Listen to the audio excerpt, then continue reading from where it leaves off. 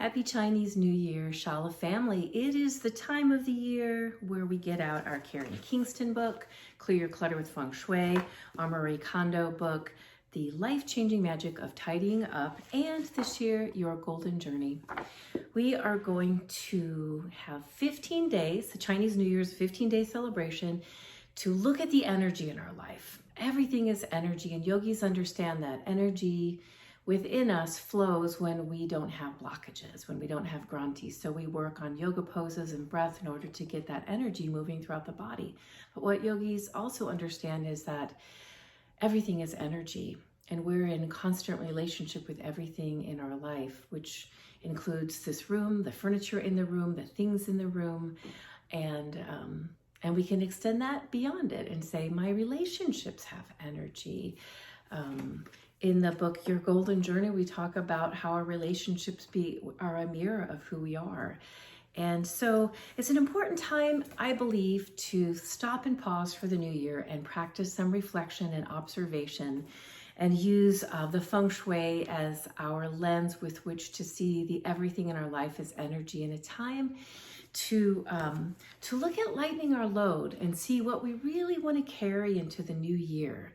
The more we can lighten our load, the more we can have that flow of energy in a room. We have a flow of energy in our life.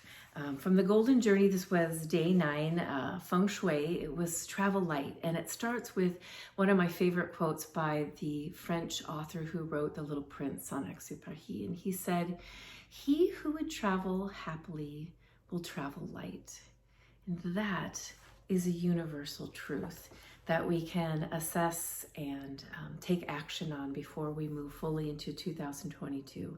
So join me in looking at your living rooms, your bedrooms, your offices, your cars, looking into glove compartments and shoe boxes and drawers, and also looking at your life through this understanding of Bagua, through Feng Shui, the Taoist 8 principles of living, prosperity, family, wisdom, reputation, health, career, love, creativity, and friendship.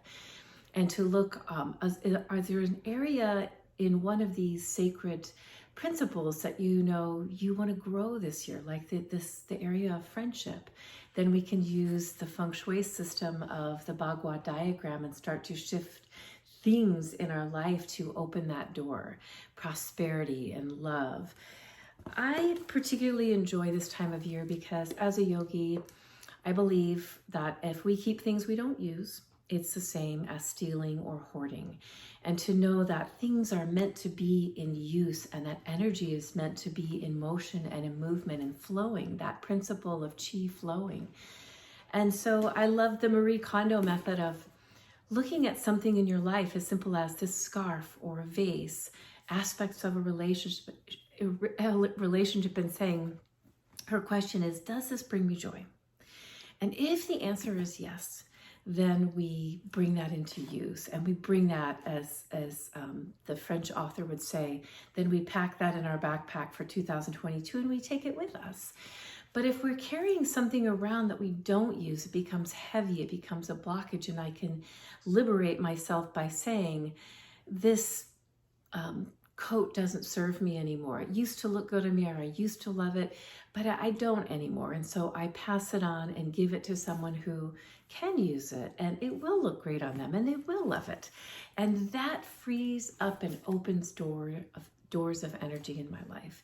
And so we have the next 2 weeks to spend time looking at different rooms and parts of our lives and doing some clearing, some releasing, and some opening up energy to flow into this next prosperous, healthy, happy new year. Join me.